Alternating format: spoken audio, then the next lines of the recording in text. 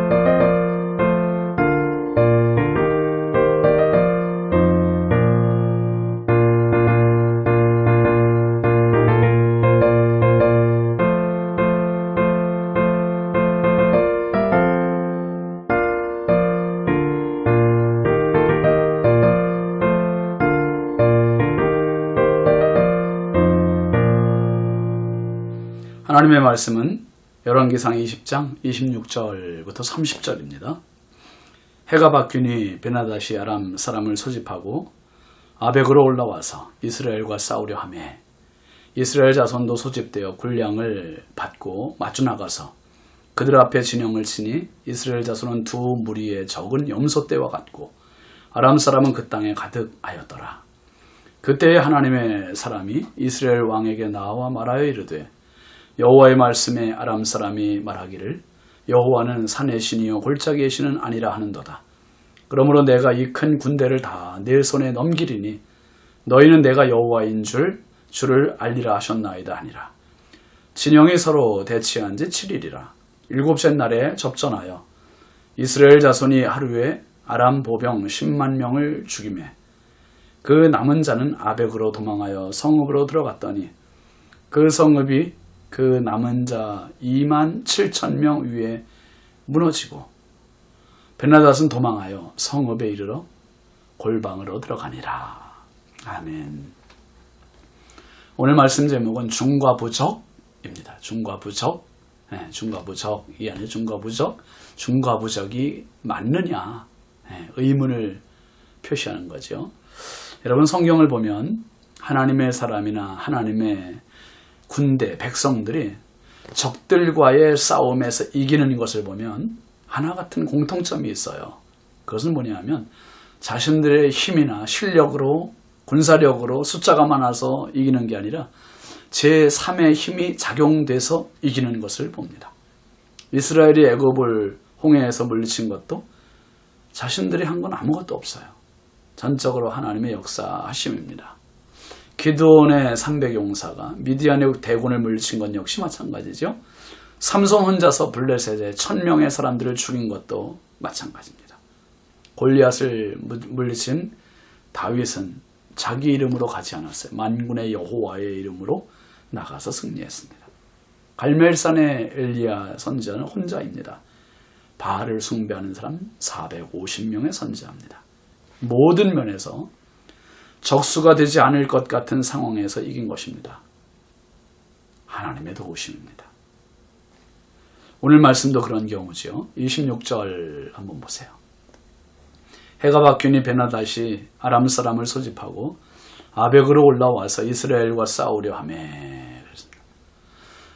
아합 왕에게 선지자가 말해준 대로 해가 바뀌니까 아람의 왕 베나닷이 군사를 소집했습니다. 그리고 이스라엘과 싸울 준비를 합니다. 진 것에 대한 분풀이, 복수심, 그리고 구겨진 자존심에 대한 안갚음이겠지요. 한마디로 미련입니다. 미련.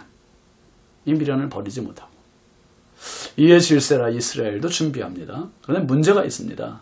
27절 한번 보세요. 이스라엘 자손도 소집되어 군량을 받고 마주 나가서 그들 앞에 진영을 치니 이스라엘 자손은 두 무리의 적은 염소 떼와 같고 아람 사람은 그 땅에 가득하였더라. 무슨 차이가, 무슨 문제입니까? 숫자예요, 숫자.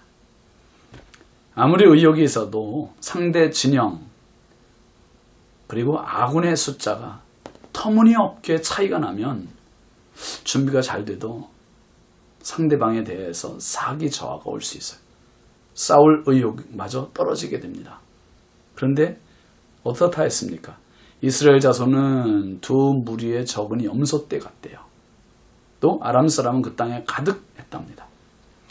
여러분, 두 무리의 적은 염소떼 뭐 한 10여 명 정도 그러면 두 무리의 적은 염소떼 되지 않게 그 정도밖에 안 되는 것처럼 보인다는 거예요.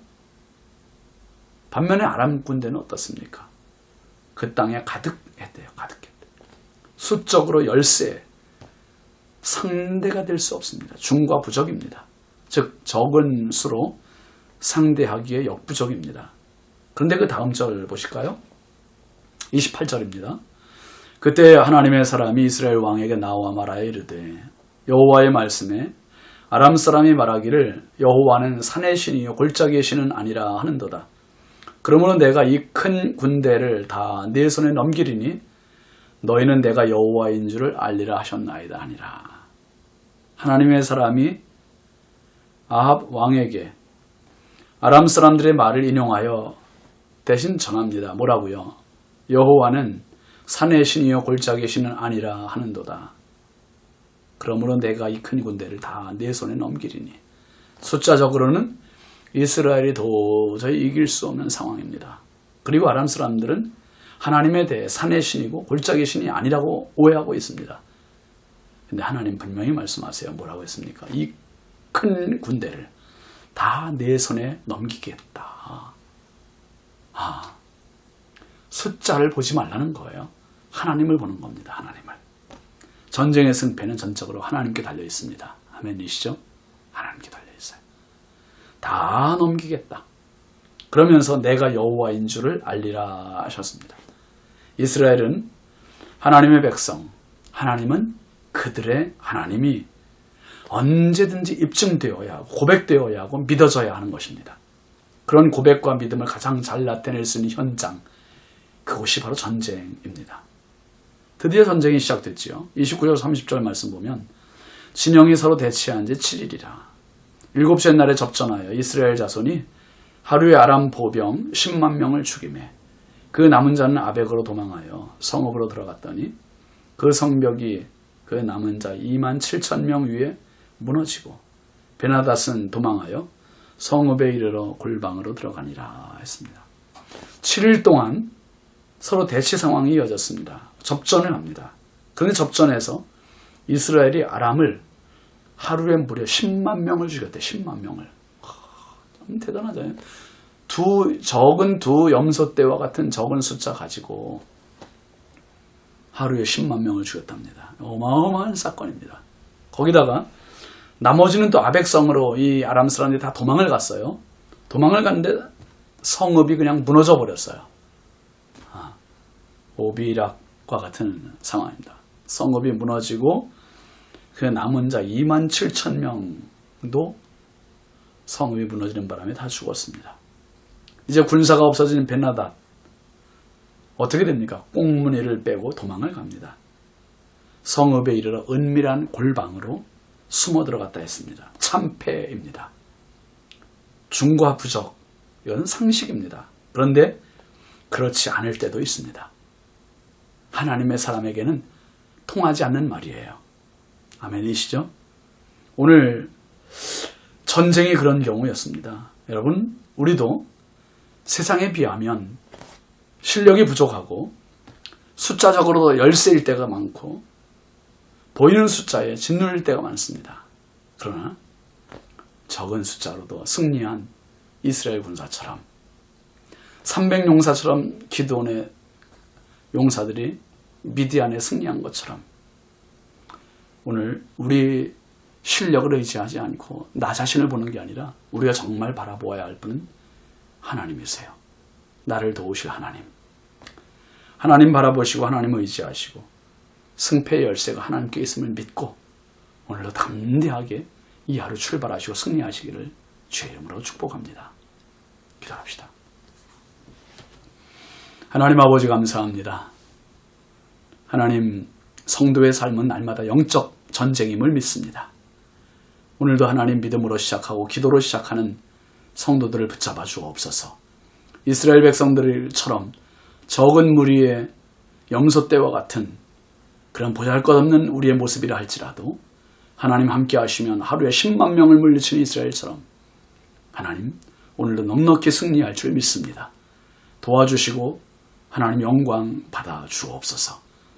우리 성도들 가운데 연약하여 하나님 좌절하여 있는 성도 있습니까? 오늘도 말씀으로 세임 주시고 붙잡아 주시옵소서. 예수님의 이름으로 축복하고 기도합니다. 아멘.